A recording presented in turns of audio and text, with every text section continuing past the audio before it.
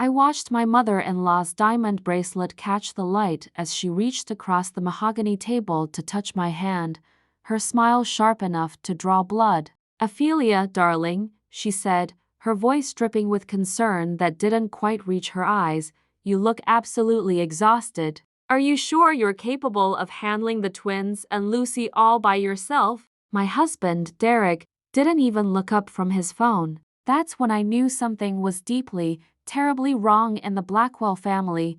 3 months earlier, I'd been living what everyone in Greenwich, Connecticut thought was a fairy tale. The sprawling estate on Round Hill Road, the Tesla in the driveway, the membership at the country club where women wore their wealth like armor. I'd married into the Blackwell banking dynasty when I was 26, young enough to be dazzled by Derek's inherited charm and old enough to know better. His mother, Patricia Blackwell, had never approved of me. I wasn't from their world. My father owned a chain of hardware stores in Ohio, which might as well have been a different planet to these people. But Derek had been persistent, romantic even, back when he still pretended to care about things like love and partnership.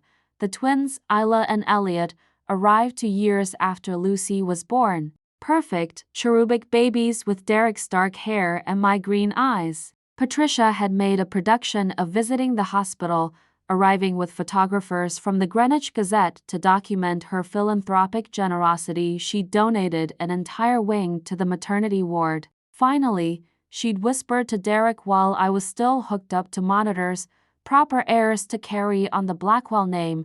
She said it loud enough for me to hear. She always did. But here's what no one tells you about marrying into money that isn't yours. You become a ghost in your own life. Derek worked 80-hour weeks at Blackwell Capital Management, or so he claimed. Patricia controlled the purse strings through an intricate web of family trusts and charitable foundations. And I was expected to smile, host dinner parties, and produce beautiful children who would one day sit on the boards of companies I'd never fully understand. The Upper East Side wives I'd met at benefits would laugh and say, "But darling, isn't that the dream?" While sipping champagne that cost more than my childhood home, everything changed the night I found the emails on Derek's laptop. He'd left it open in the study careless, or maybe he wanted me to find them. Messages to someone named Sienna, explicit and cruel, mocking me, mocking our marriage. "She's so naive," he'd written.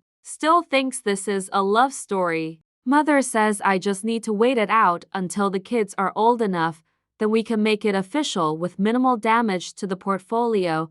The words burned themselves into my brain. I sat there in Derek's leather chair, surrounded by his Harvard diplomas and his father's oil paintings, and felt something inside me go very, very cold. I didn't confront him. That's what the old Ophelia would have done, the girl from Dayton who believed in honest conversations and working through problems. But I was learning the rules of this world, slowly, painfully. In Greenwich society, you don't make scenes. You don't show weakness. You collect information, you build your case, and you strike when they least expect it. I started paying attention to everything: the hushed phone calls Patricia made when I entered rooms, the way Derek's sister, Vanessa, would smirk when I talked about our future, the curious fact that none of the household accounts were in my name despite 5 years of marriage. The twins were 8 months old when Patricia started offering to help more with the children. "You seem so overwhelmed," she'd say, her manicured fingers already reaching for Isla. "Let me take them for the afternoon. You could use some rest." At first, I was grateful. The exhaustion was real to infants, and a 4-year-old will break anyone. But Lucy, my observant, too smart for her own good daughter, started saying strange things. "Grandma gives the babies special milk," she told me one evening, her small face serious. "She says it's better than yours because it comes from a fancy bottle." I felt ice slide down my spine. "What do you mean, sweetheart?" I asked, kneeling down to her level in the nursery, trying to keep my voice steady. Lucy shrugged, already losing interest, turning back to her dolls. "I don't know. She has bottles in her purse, blue bottles. She says they're magic vitamins for special babies." Every instinct in my body started screaming. I told myself I was being paranoid, that my discovery about Derek had made me suspicious of everything. But I'd learned to trust my instincts in this house where nothing was quite what it seemed. That night, I searched Patricia's guest suite while she was at her book club meeting. The Blackwell mansion was large enough that she maintained her own private rooms in the east wing, decorated in the same cold perfection as the rest of the house, all cream and gold and carefully curated family photographs that always seemed to crop me out of frame. I found the bottles in her vanity drawer, hidden beneath expensive face creams and silk scarves. Small cobalt glass bottles with no labels, filled with a clear liquid that smelled faintly sweet. My hands shook as I photographed them, my heart pounding so loud I was sure someone would hear. The next morning, I took Lucy to school early, then drove to a lab in Stamford, paying cash to have the liquid tested. No questions asked, I told the technician, a young woman with kind eyes who looked at me like she understood more than I was saying. I'll have preliminary results in 48 hours, she said. If it's what I think it might be, and I'm not saying it is, you need to go to the police, but I couldn't go to the police. Not yet, because the Blackwells owned half of Greenwich, including the police commissioner, who played golf with Derek every Sunday. I spent those 48 hours watching Patricia like a hawk, never leaving her alone with the twins. She noticed, of course. You're being rather possessive, Ophelia, she said, her tone light but her eyes hard. I'm their grandmother. I have rights. The word rights sent a chill through me. In Connecticut, grandparent rights were real, enforceable. And with the Blackwell legal team, the same lawyers who drafted the prenuptial agreement, I'd signed without reading carefully enough. Patricia could probably make a case for anything she wanted. The lab results came back on a Wednesday. Diphenhydramine, the technician's report read, in concentrations far exceeding safe levels for infants. Antihistamine, in high enough doses, it could suppress breathing, cause respiratory failure, make it look like SIDS, sudden infant death syndrome. The thing that terrified every parent, the nightmare that could strike without warning. Except this wouldn't be without warning. This would be deliberate, calculated murder dressed up as tragedy.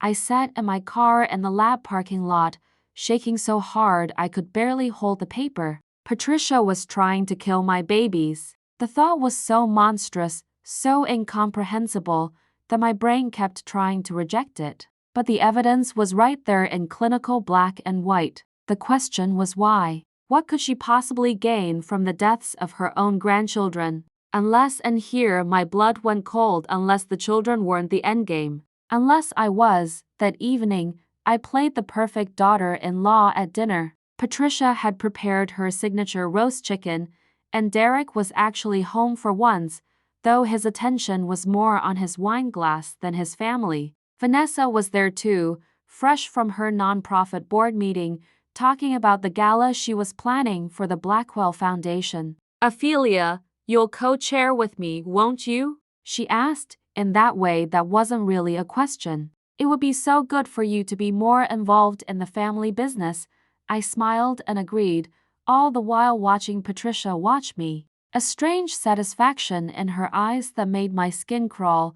After dinner, I tucked the twins into their cribs, kissing their perfect foreheads, breathing in their baby smell. Isla grabbed my finger, her grip surprisingly strong. Elliot smiled in his sleep, the dimple in his left cheek identical to Lucy's. I'll protect you, I whispered. I promise. Lucy appeared in the doorway, her favorite stuffed rabbit clutched under her arm. Mama, are the babies going to be okay? She asked. Grandma says some babies just aren't meant to stay.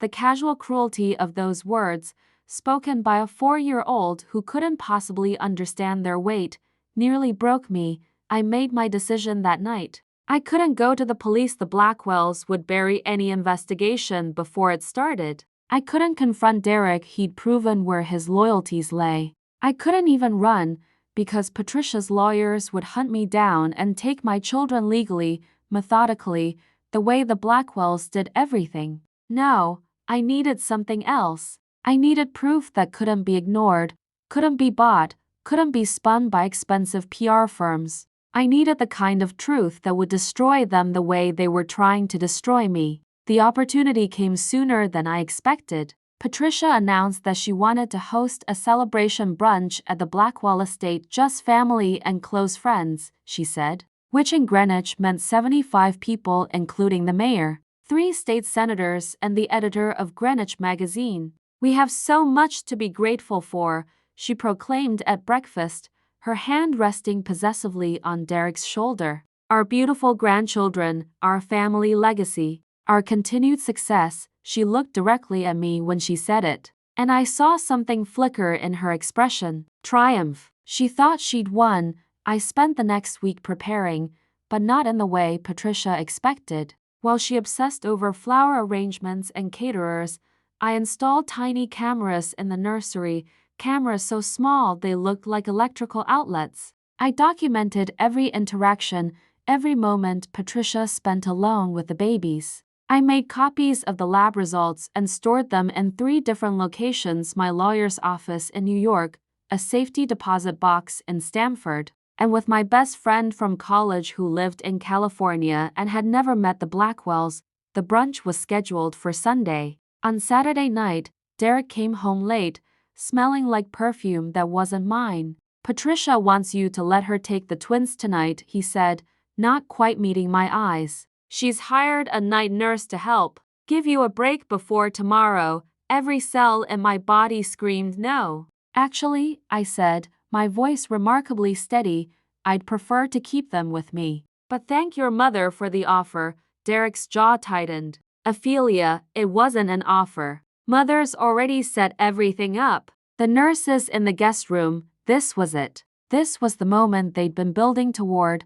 I excused myself to check on the babies, my mind racing. The nursery was dark, quiet except for the sound machine playing ocean waves. Isla and Elliot slept peacefully in their matching cribs, unaware of the danger circling them like sharks. I pulled out my phone and sent 3 text messages to my lawyer, to my friend in California, and to an investigative journalist at the New York Times I'd been cultivating for weeks, feeding her hints about Blackwell Capital's questionable accounting practices. "Tomorrow," I typed. "Watch your email." Then I went downstairs and told Derek yes. I watched his surprise, the way he tried to hide his relief. "I think you're right," I said. "I could use the rest." Patricia appeared in the doorway as if summoned, the night nurse behind her a stern woman in scrubs who looked like she'd never questioned an order in her life. "Wonderful," Patricia said, her smile wide and cold.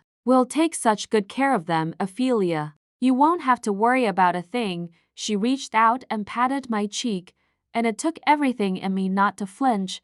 I handed over the twins, each transfer feeling like cutting off a piece of my own body. Lucy clung to my leg, sensing something wrong. "It's okay, baby," I told her, smoothing her hair. "Everything's going to be okay." But Lucy's eyes were wide and frightened. "Mama, I don't want them to go with Grandma," she whispered. "She does bad things when you're not looking."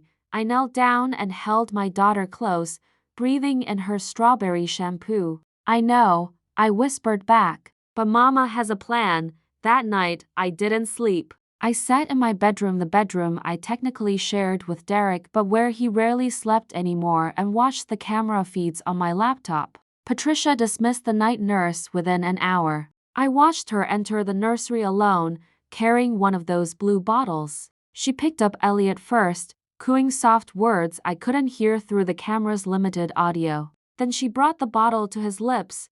I was out of my bedroom and down the hall before I could think. But I didn't burst in. Instead, I called 911 from my cell phone, my voice shaking but clear. "This is Ophelia Blackwell at the Blackwell estate on Round Hill Road. I need police and ambulance immediately. My mother-in-law is attempting to harm my children." Then I opened the nursery door.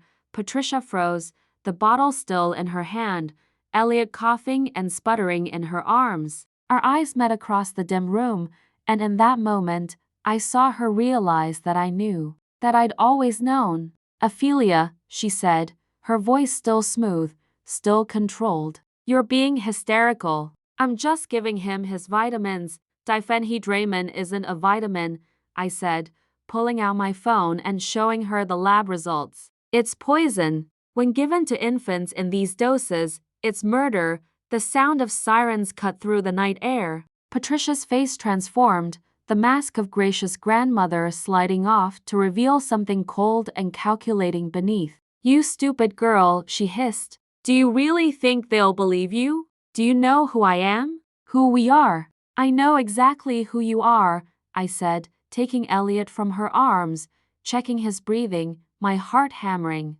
You're a woman who was willing to kill her own grandchildren to what?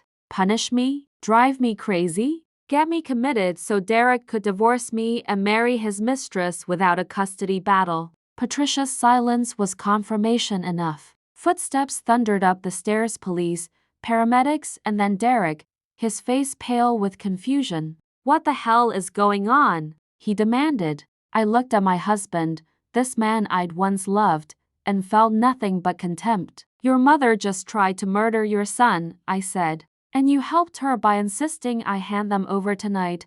The flash of guilt in his eyes told me everything I needed to know. He'd known, maybe not the details, but he'd known something was planned. The police separated us, took statements, secured the bottles as evidence. Isla and Elliot were rushed to Greenwich Hospital for examination, both showing elevated levels of diphenhydramine in their systems, but thank God, caught in time. Lucy stayed with me, her small hand gripped tight in mine as we watched our family implode in real time. You were so brave, I told her, telling me about the bottles. You saved your brother and sister.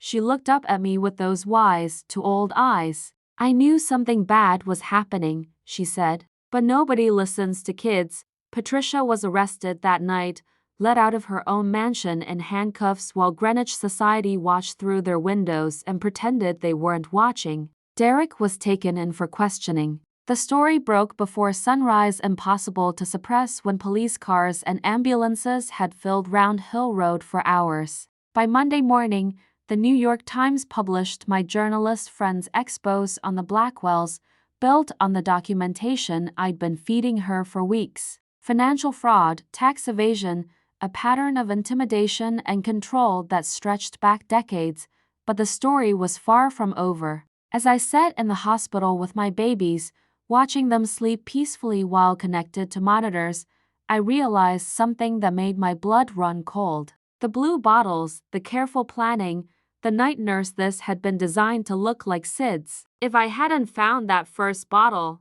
if I hadn't had it tested, if I hadn't installed those cameras, my babies would be dead and everyone would have called it a tragedy. And I would have been the grieving mother who lost twins to sudden infant death, too devastated to question anything, probably institutionalized for grief within months. Derek would have consoled himself with Sienna, and Patricia would have maintained her status as the bereaved grandmother, garnering sympathy and maintaining control of the Blackwell fortune. It was perfect. Except for one thing, they hadn't counted on a 4-year-old girl who paid attention, and a mother who'd learned that sometimes the only way to survive in a world built on lies is to become a better liar than the people trying to destroy you. The question now wasn't whether I'd won. The question was what came next, because in a family like the Blackwells, there were always more secrets waiting to surface. And Patricia,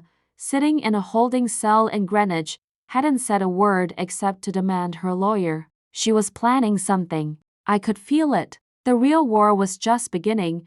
The preliminary hearing was scheduled for 10 days after Patricia's arrest, which gave the Blackwell legal machine exactly 10 days to try to destroy my credibility, my character, and my claim to anything resembling justice. Their first move came within 48 hours. Derek filed for emergency custody of all 3 children, claiming I was mentally unstable and had fabricated the entire incident to frame his mother. The audacity of it would have been laughable if it weren't so terrifying. His lawyer, a shark named Gordon Reeves who'd been protecting Blackwell interests for 30 years, stood in family court and painted me as a vengeful wife angry about her husband's affair. willing to weaponize her own children to exact revenge. I sat in that courtroom wearing the pearls Patricia had given me on my wedding day, watching Derek lie under oath about our marriage, about my mental state, about everything. He claimed I'd been suffering from postpartum psychosis since the twins were born, that I'd been erratic, paranoid, hostile toward his mother who'd only tried to help. Vanessa took the stand and backed up every word, describing fictional incidents where I'd supposedly screamed at Patricia, accused her of ridiculous things, refused to let her bond with her grandchildren. They had friends from the country club ready to testify that I'd seemed off at recent events, distant and cold. It was a masterclass in gaslighting, except this time they were doing it in court, under penalty of perjury. And they didn't care, but I had something they didn't expect. I had Rebecca Huang, a family lawyer from Manhattan I'd hired with money I'd been secretly saving for 3 years. Small amounts skimmed from the household budget and hidden in an account Patricia knew nothing about. Rebecca was young, hungry, and had built her reputation taking down powerful men in divorce proceedings. She stood up in that courtroom and systematically dismantled their narrative. She presented the lab results showing diphenhydramine in my children's systems at levels that could have killed them. She showed the police reports, the hospital records, the camera footage of Patricia entering the nursery with those bottles. She called the technician from Stanford who'd tested the liquid. She called the pediatrician who'd examined the twins and confirmed they'd been drugged. "Your Honor," Rebecca said, her voice cutting through the courtroom like a blade. "Mr. Blackwell and his family are attempting to portray Mrs. Blackwell as mentally ill because that's the only defense they have against attempted murder. The evidence is overwhelming. Patricia Blackwell systematically poisoned to infants her own grandchildren and would have succeeded if not for Mrs. Blackwell's vigilance and a 4-year-old child's observation," the judge, a woman named Carolyn Winters who had 3 grandchildren of her own, looked at Derek with unconcealed disgust. "Motion for emergency custody denied," she said. "And Mr. Blackwell, I suggest you and your lawyer reassess your strategy here, because right now you're not making yourselves look like victims. You're making yourselves look complicit." I wanted to feel triumphant walking out of that courthouse, but I was too exhausted. Lucy was staying with my mother, who'd flown in from Ohio the day after the arrest, horrified and furious in equal measure. "I never liked those people," she told me, holding me while I cried in her arms for the first time since everything happened. "Too polished. Like wax fruit looks perfect, but there's nothing real underneath."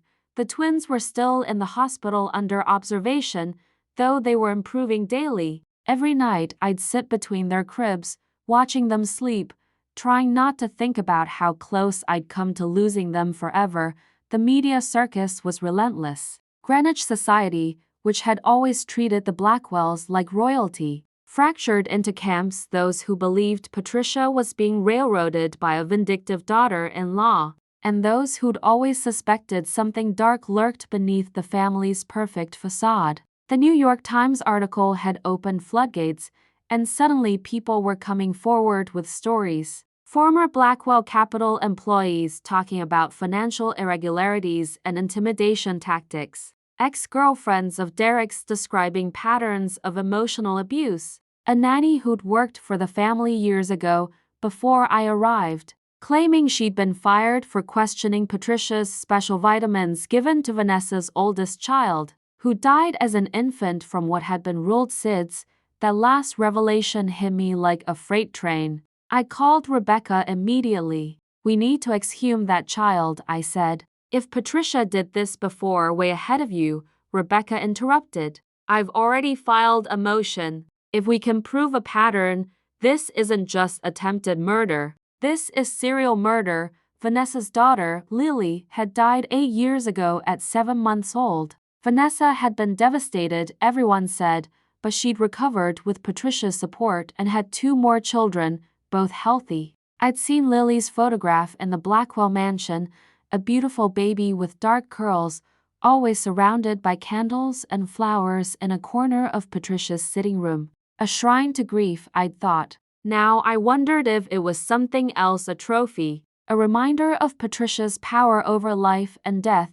The exhumation results took 3 weeks. 3 weeks where I moved through life in a haze of legal meetings, supervised visits with my children, and the surreal experience of watching my marriage end in real time. Derek had moved back into the mansion, though Patricia was prohibited from returning there as a condition of her bail that had been set at $5 million and paid within hours by the Blackwell legal team. He didn't call, didn't try to see the kids beyond what the court ordered. Sienna, his mistress, was photographed leaving his house at 6 in the morning by a paparazzo who'd been camping outside the estate gates. The tabloids had a field day. Blackwell heir replaces wife while mother faces murder charges, read one headline. Another, Greenwich's darkest secret.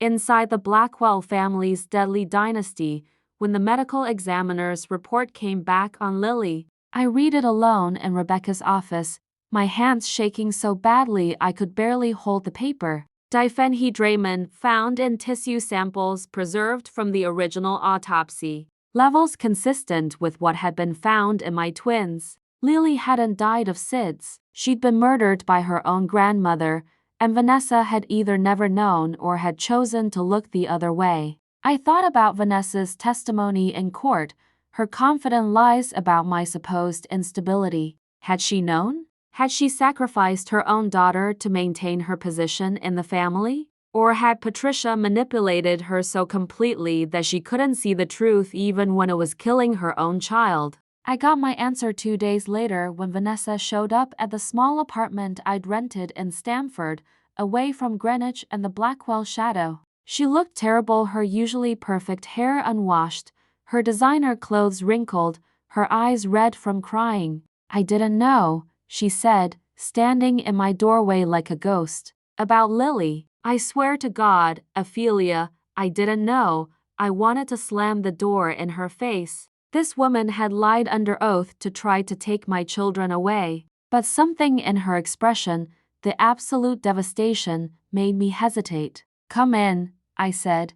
We sat at my tiny kitchen table, so different from the formal dining rooms of the Blackwell estate, and Vanessa told me everything. How Patricia had been the one pushing for grandchildren from the moment Vanessa married. How she'd been so helpful after Lily was born, so supportive, always offering to take the baby so Vanessa could rest. How after Lily died, Patricia had been the only one who understood her grief, had helped her through the darkness, had encouraged her to try again. She said it was God's will, Vanessa whispered. That some babies are too perfect for this world. And I believed her because the alternative was admitting that I'd failed somehow, that I'd let my daughter die.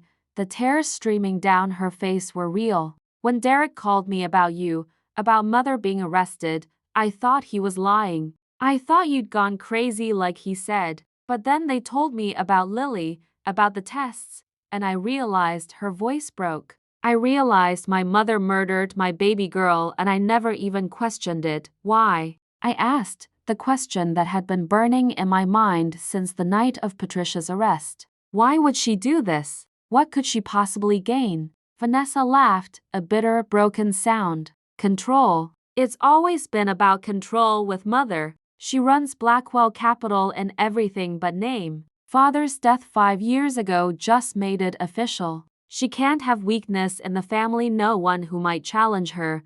No one who might take attention or money or power away from the dynasty she's built. Lily was colicky, difficult. Mother said she'd taint the bloodline with weakness. I thought she was joking. She looked at me with hollow eyes. And you were never supposed to be part of this family. Derek was supposed to marry Sienna, merge with her family's real estate empire. But he fell for you instead, and Mother couldn't stop the wedding without looking like the villain. So she waited, and when your twins came, beautiful and perfect, she saw her opportunity to break you, destroy you, make you look unfit so Derek could divorce you, take the children, and marry who he was always supposed to marry. The pieces clicked into place with horrifying clarity. Lucy, I said. She never tried to hurt Lucy. Vanessa shook her head. Lucy was old enough to remember you, to cause problems if you were painted as unstable and removed from the family.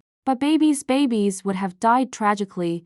You would have been grief-stricken, probably institutionalized for your own safety, and Derek would have gotten everything. Full custody of Lucy, sympathy from society, freedom to remarry. Mother would have orchestrated the whole thing, maintained control of the money through the children, and eliminated the Ohio hardware store girl who'd infiltrated her perfect family. I felt sick. And you were going to help her. You testified against me. Vanessa's face crumpled. I know. I'm sorry. I'm so sorry. I was in denial, and Mother has this way of making you believe anything, making you doubt your own reality. She's been doing it my whole life, but I'm done.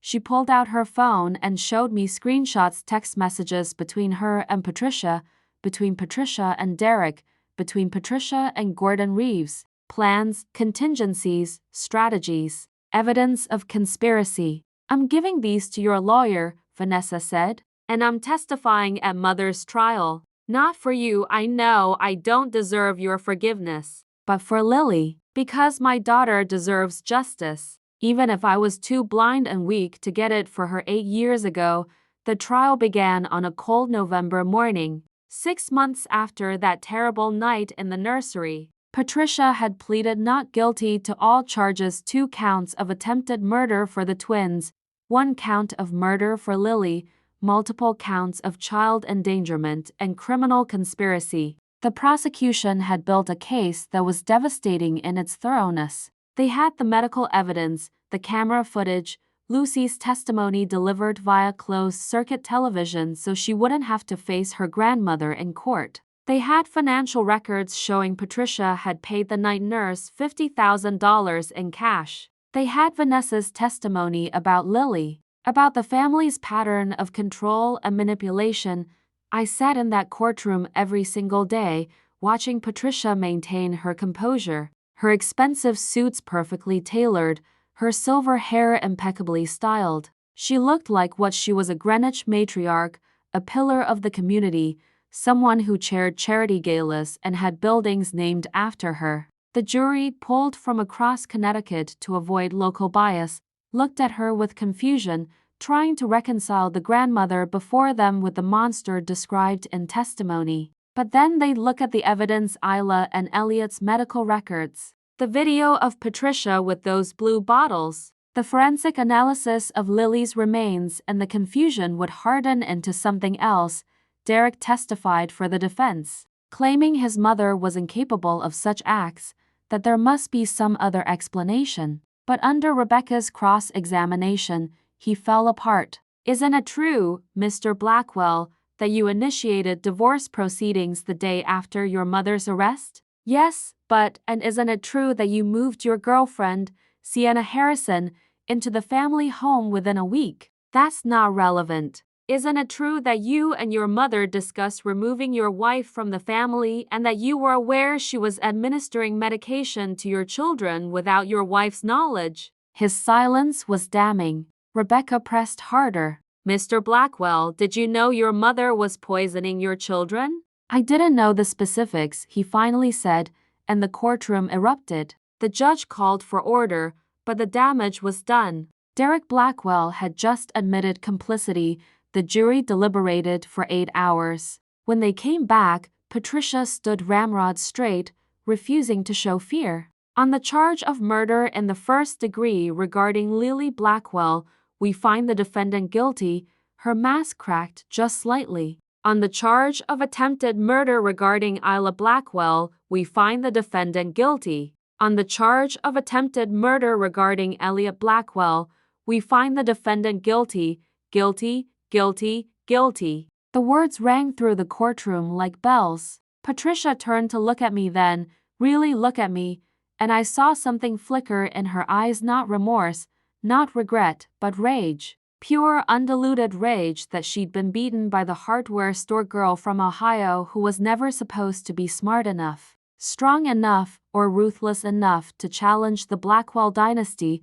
Sentencing came 3 weeks later. The judge, the same Carolyn Winters who denied Derek's emergency custody motion months ago, looked at Patricia with cold contempt. Mrs. Blackwell, you murdered one child and attempted to murder two more, all to maintain control over your family and their fortune. You weaponized your position as a grandmother, exploited the trust placed in you, and showed not one shred of remorse. I'm sentencing you to life in prison without the possibility of parole. Patricia was led away in handcuffs, and this time there was no expensive suit, no perfectly styled hair. She was just a 70-year-old woman who'd lost everything because she couldn't let go of power. Derek was charged as an accessory after the fact. He pleaded guilty and got 15 years, though his lawyers were already working on appeals. Blackwell Capital Management collapsed under the weight of scandal and federal investigation into the financial crimes the New York Times had exposed. The mansion on Round Hill Road was seized by creditors. The dynasty that had ruled Greenwich for 3 generations disappeared almost overnight, revealed as nothing more than a house of cards built on secrets, lies, and murder. I stood outside the courthouse after Patricia's sentencing, Rebecca beside me, reporters shouting questions I didn't answer. My mother had the children at my apartment, Lucy, Isla, and Elliot, all safe, all healthy, all alive despite Patricia's best efforts. What happens now? Rebecca asked. Now, I said, I rebuild. On my terms. The prenuptial agreement Derek had made me sign turned out to be invalid, signed under duress, Rebecca had argued, and the judge agreed given the family's pattern of coercion and manipulation. I was entitled to half of everything Derek had left, which after legal fees and seized assets wasn't the fortune it once was, but it was enough. Enough to start over. Enough to achieve my children a life free from the Blackwell name and everything it represented. 6 months later, I stood in a small house in Fairfield, Connecticut, watching Lucy help her siblings take their first steps in our new backyard. It wasn't Greenwich. There was no mansion, no country club, no staff. Just a 3-bedroom colonial with a good school district and neighbors who didn't care about family dynasties or old money. My mother had moved in to help with the kids while I finished my degree. I dropped out of college when I married Derek, another thing I was reclaiming. I was studying psychology, specializing in family trauma and manipulation. Maybe I'd become a therapist. Maybe I'd write a book. Maybe I'd just live quietly and raise my children to value truth over appearance, kindness over control, love over power. Lucy ran up to me, her face flushed from playing. Mama, are we safe now? She asked. It was a question she asked often, my brave, observant daughter who'd saved her siblings with her attention to detail and her refusal to dismiss what she knew was wrong. We're safe, I promised her, and this time I meant it. There were no blue bottles hidden in drawers, no mother-in-law planning murders in the next room, no husband choosing his inheritance over his children's lives, just us, me and my 3 kids, building something real from the ashes of the Blackwell dynasty. Vanessa reached out occasionally, texts asking about the children, offering apologies I wasn't ready to accept. She lost everything to her mother, her brother, her standing in Greenwich society. Her 2 surviving children were in therapy, processing the knowledge that their grandmother had murdered their sister. Some wounds don't heal, they just scar over, and Vanessa would carry that scar for the rest of her life. I didn't hate her anymore, but I didn't trust her either. She'd made her choices, just like I'd made mine. The prosecutor who'd tried Patricia's case called me a month after sentencing. We've had 3 other cases come forward, she told me. Other families, other suspicious infant deaths connected to wealthy families Patricia was friends with. We're opening investigations. It seemed that Patricia's need for control had extended beyond the Blackwell family. She'd advised, supported, and possibly enabled other powerful women to eliminate inconvenient grandchildren or troublesome daughters-in-law. The network of privilege and murder was deeper than anyone had imagined. Will you testify if we need you? The prosecutor asked. Every time, I said. As many times as it takes.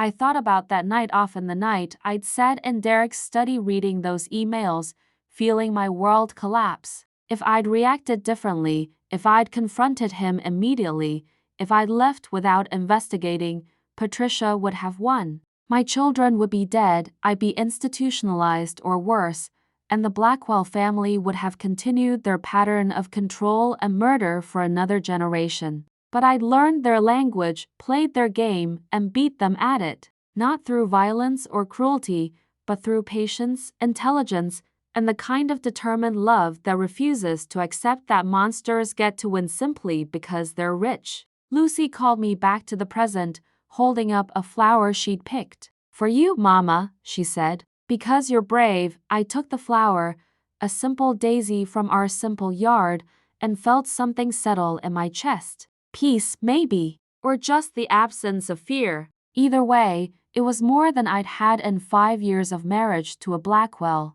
The twins toddled over, Elliot grabbing my leg, Isla reaching up to be held.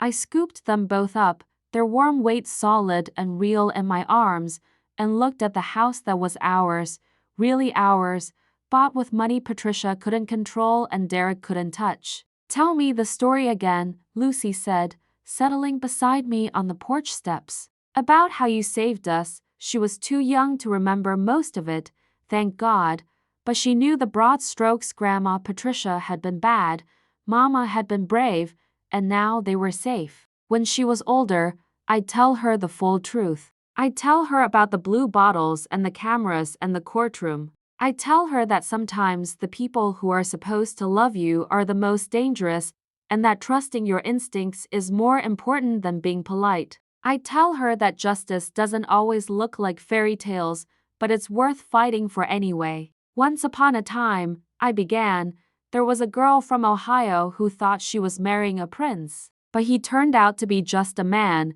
and his mother turned out to be a dragon. Lucy giggled, snuggling closer. But the girl was braver than the dragon thought, and smarter than the prince believed. And when the dragon tried to hurt the girl's babies, the girl fought back, not with fire, but with truth. And truth, it turns out, is the only weapon that really matters.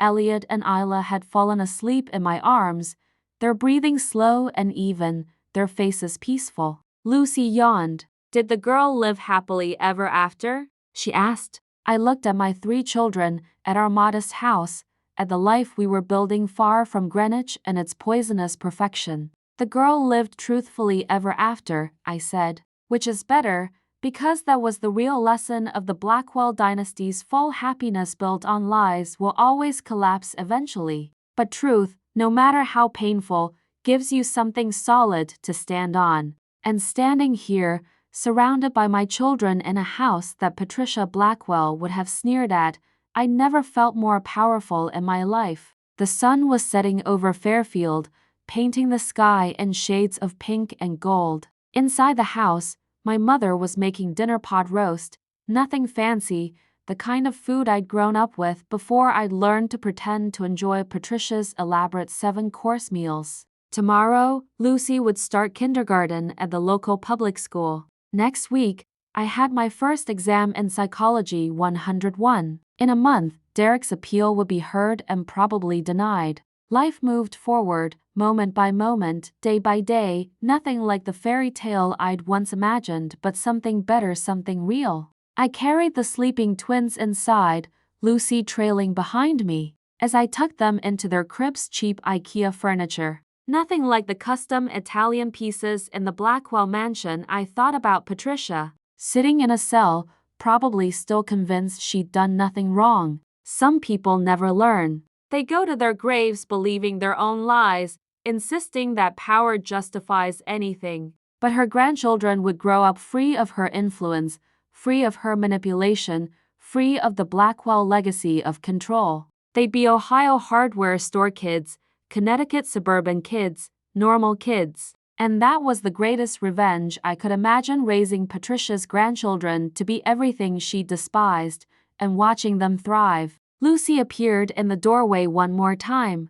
"Mama," she said sleepily, "I'm glad we're not rich anymore." I laughed, really laughed, for the first time in what felt like years. Me too, baby, I said. Me too, because in the end, the Blackwells had taught me the most valuable lesson of all: some prices are too high to pay, no matter what you're buying. And I'd rather live in a small house with truth than a mansion built on murder. Justice had been served. My children were safe. And I, Ophelia from Dayton, Ohio, the girl who was never supposed to be smart enough or strong enough to challenge Greenwich royalty, had won. Not by becoming like them, but by refusing to. And that made all the difference. Pause for a second and comment your location. I really enjoy reading them. Thank you for being part of this space with me, and make sure to subscribe for more stories. I'll be back shortly. Until next time, stay hopeful and keep your spirit strong.